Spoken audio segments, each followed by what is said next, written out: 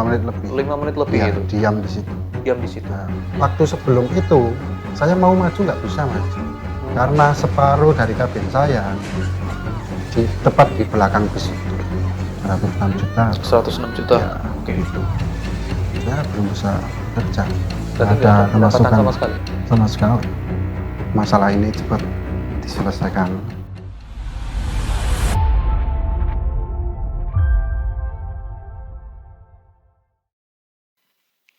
Tragedi di perlintasan kereta api Kaligawe, Semarang menimbulkan banyak tanya. Di kejadian tersebut, di rel kereta api Kaligawe, tidak sedikit korban kendaraan seperti truk, mobil, tertamper kereta api di perlintasan tersebut. Dan baru-baru ini, sekitar 1 bulan yang lalu, pada bulan Oktober, ada satu kejadian yang cukup viral di media sosial, khususnya di kota Semarang. Truk yang terjebak di dalam perlintasan rel Kaligawe, sehingga tertamper kereta api Harina yang melaju dari Jawa Timur menuju Jakarta. Dan saat ini saya bertemu dengan salah satu dari sopir truk yang sempat menghilang cukup lama, dan akhirnya saya bisa bertemu dengan Mas Rian. Ini adalah salah satu sopir yang terjebak di situ. Tentu kita tidak bisa membayangkan ya bagaimana kondisi pada perlintasan rel Kaligawe tersebut. Jadi seperti apa kondisinya, kita langsung saja ngobrol dengan Mas Rian. Mas Rian, apa kabar Mas? Alhamdulillah sehat. Uh, ini sudah 1 bulan berlalu Mas, tragedi di Kaligawe. Alhamdulillahnya ini tidak ada korban jiwa di situ ya Mas, ya benar ya? Iya. Mungkin bisa diceritakan Mas, detik-detik saat Mas Rian ini terjebak di perlintasan rel sebidang Kaligawe itu seperti apa Mas? Iya. Oke. Iya.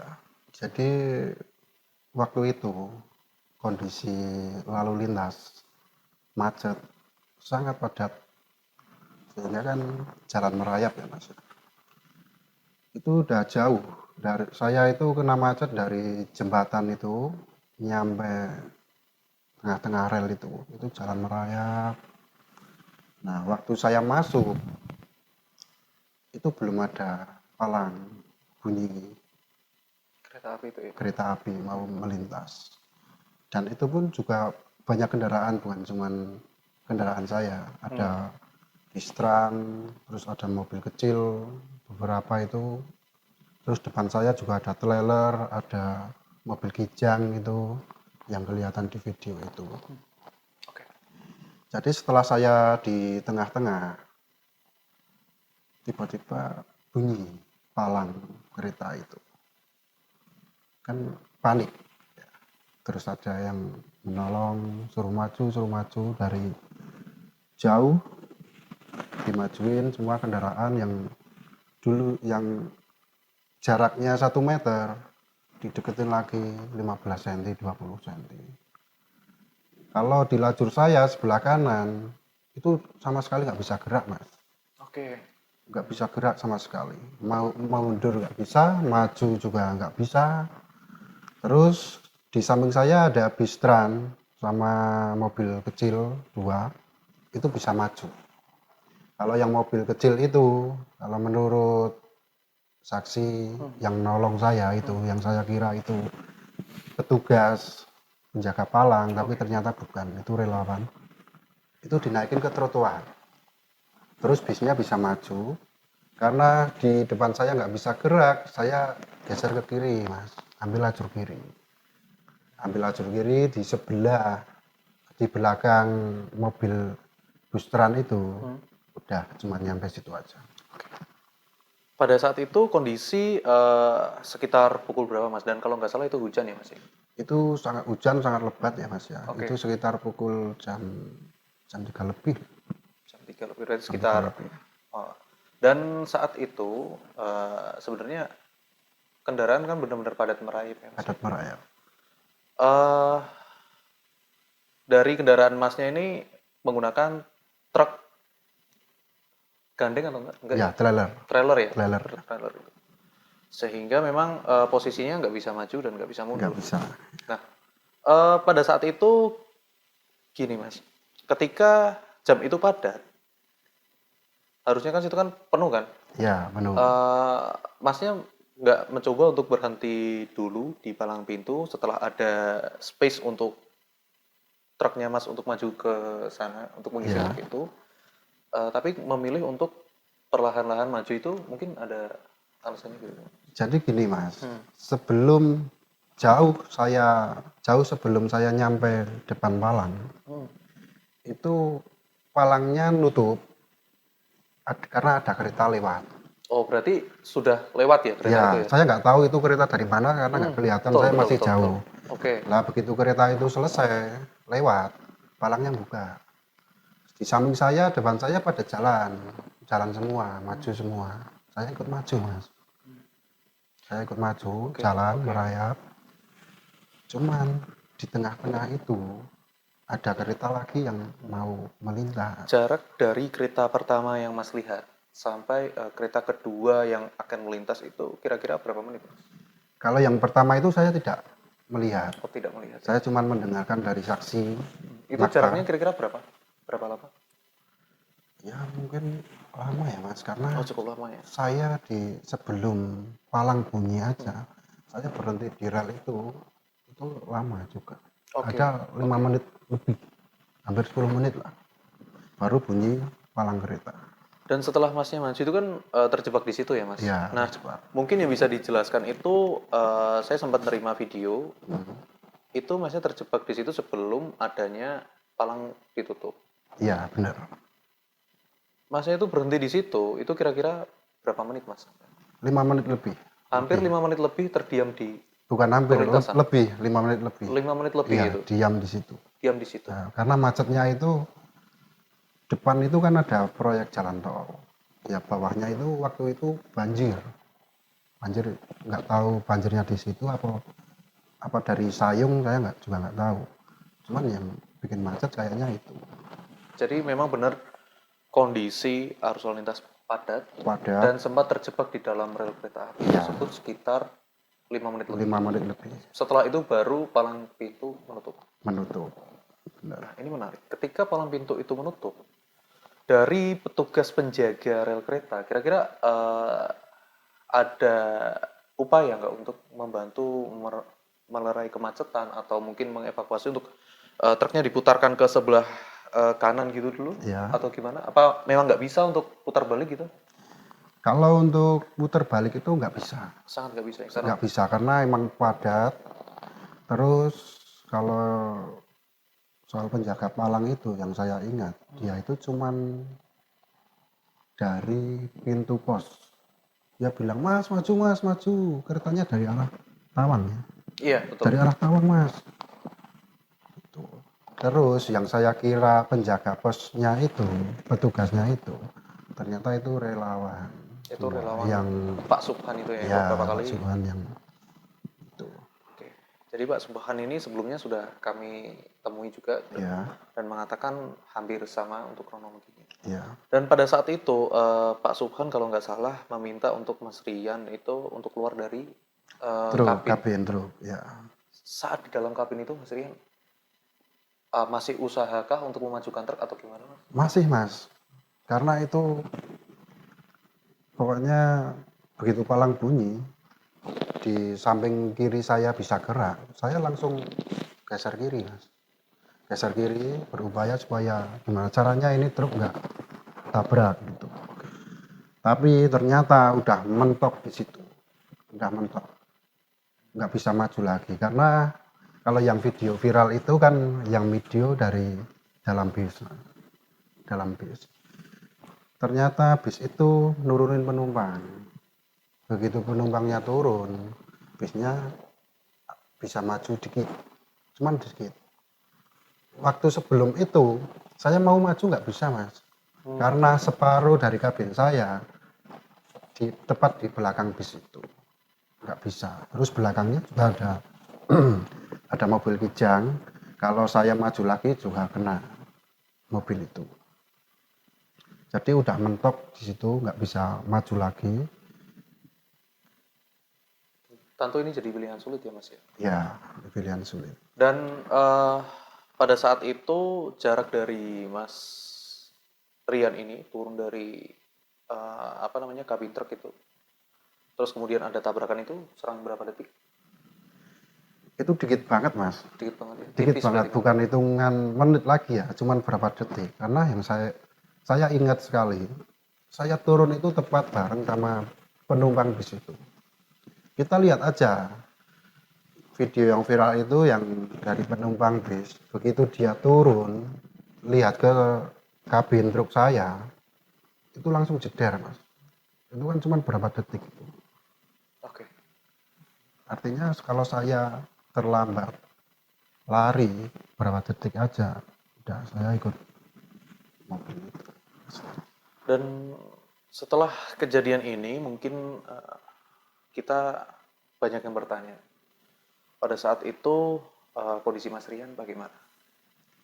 Ya kondisi saya panik, tentunya sangat panik, sangat trauma. Akhirnya saya menepi pinggir jalan di warung ya. Saya beli minum di situ sambil nunggu atasan saya datang. Di situ juga saya ngobrol sama Pak Polisi semuanya. Jadi saya nggak menghilang atau lari itu enggak. Oke. Saya di situ ngobrol-ngobrol sama polisi, cerita kronologinya seperti apa gitu. Cuman kalau warga itu nggak ada yang tahu kalau saya supirnya, itu nggak ada tahu.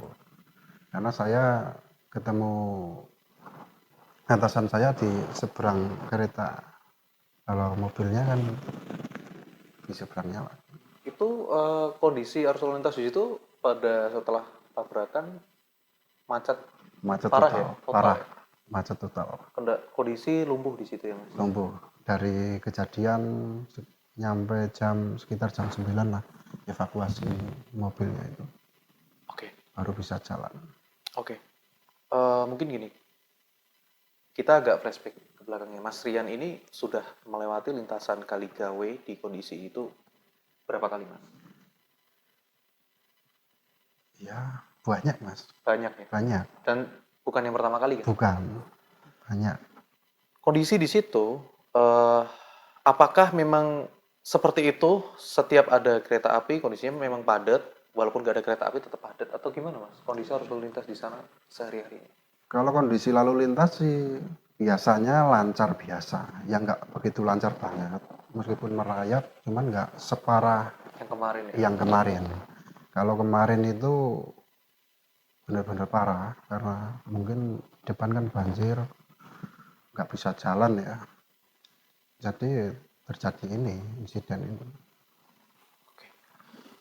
Saat ini prosesnya masih berlanjut mas. Saya dengar-dengar dari PT KAI ini sedang eh, menyiapkan ya, tuntutan kepada sopir atau kepada pihak dari truknya Mas Rian. Nah, sampai saat ini prosesnya berjalan atau gimana? Ini awalnya seperti apa? Hmm? Gak apa mas. Dari awalnya itu ketika setelah dari kepolisian itu ya mas ya. Ya, Itu kemudian gimana mas? Ini lanjutannya gitu. ya habis itu selang berapa minggu ya, sekitar 2 minggu. Oh 2 minggu dari kejadian. Ya, Oke. ada panggilan, saya memenuhi pemeriksaan dari Mabes Polri. Ya, cuman cerita kronologi. Habis itu udah selesai, terus ada panggilan lagi, mediasi. Ya, mediasi dari pihak truk sama KAI.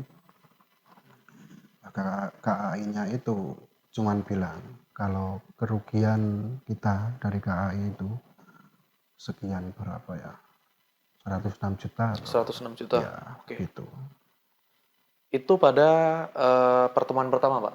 Pertemuan pertama, tapi dia cuman menyampaikan itu, Oke. Lah terus kita dari pihak truk juga menyampaikan kerugian Oh, kita kalau dihitung itu kisaran 100 juga lebih karena truknya rusak parah. terus kemudian saat ini pemeriksaan berjalan sampai mana mas? Baru sampai situ belum. Baru sampai situ. Ya, baru Itu sampai situ. pertemuan pertama langsung sudah Pertemuan pertama cuman itu aja Pertemuan pertama langsung dari perusahaan KAI-nya bilang kalau kerugian saya 106 juta. Gitu itu aja. pertemuan kedua. Itu pertemuan keduanya.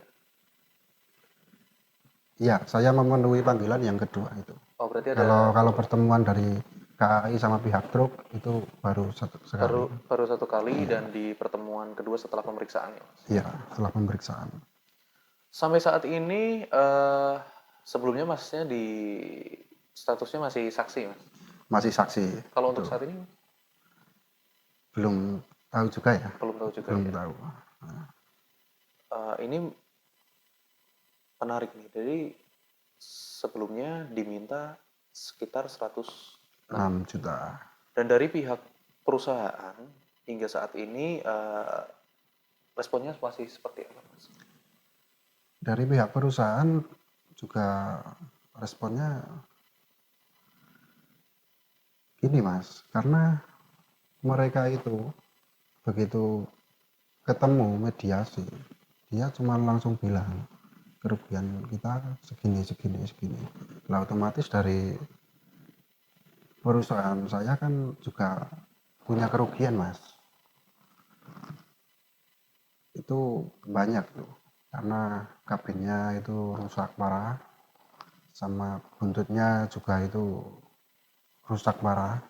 Tentunya 100 lebih kalau dari truk itu. Oke, untuk truknya saat ini di mana Mas posisinya? Masih jadi barang bukti. Masih jadi barang bukti. Iya, Itu berarti sudah 1 bulan yang lalu.